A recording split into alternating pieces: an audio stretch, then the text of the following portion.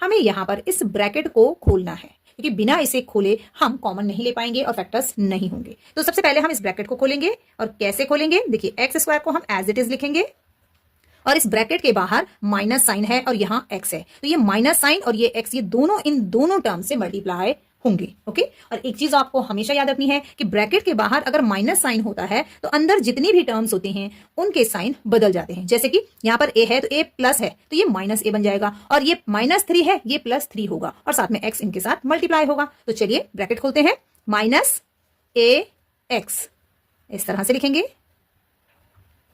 फिर ये माइनस और ये x इस 3 के साथ मल्टीप्लाई होंगे, तो माइनस माइनस का +3x। अब ये टर्म नोट करनी है, -3a। तो इस तरह से हमने ब्रैकेट खोल दिया है। ओके, अब हमें कॉमन लेना है, तो सबसे पहले हम इन दोनों टर्म से कॉमन लेंगे और फिर इसमें से कॉमन लेंगे। तो यहां पर से हम क्या कॉमन ले सकते हैं, आप देखेंगे कि हम x कॉमन ले सकते हैं, क्योंकि ये दोनों के पास है, तो x को कॉमन ले लेंगे। एक x बाहर है तो एक x ब्रैकेट के अंदर बचेगा। ओके, x का x से मल्टीप्लाई होता है तो x स्क्वायर बन जाता है। इसी तरह से यहां पर से भी x कॉमन लेंगे तो बचेगा -a, तो हम लिखेंगे -a और ब्रैकेट को क्लोज कर देंगे। तो इन दोनों टर्म से हमने x कॉमन ले लिया है। अब हमें इनमें से कॉमन लेना है, तो हम क्या कॉमन ले कि अंदर हमारे पास x -a बचे, हमें ऐसा ही ब्रैकेट बनाना है।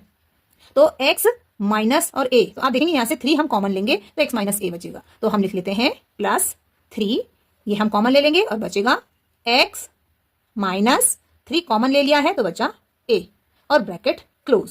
तो इस तरह से हमारे पास जो टर्म्स आई हैं, ये दोनों टर्म्स जिसमें से हमें अब कॉमन लेना है, इनमें कॉमन क्या है, ये पूरा ब्रैकेट x -a। तो अब हम इस पूरे ब्रैकेट को कॉमन लेंगे, x -a पूरा ब्रैकेट कॉमन लेंगे, ये कॉमन आ गया है, तो अंदर क्या बचेगा दूसरे ब्रैकेट में, ये x और ये +3 ब्रैकेट क्लोज, क्योंकि ये हमने कॉमन ले लिया है। तो इस तरह से इस एल्जेब्रिक एक्सप्रेशन के हमारे पास दो फैक्टर्स आए, x -a और x +3।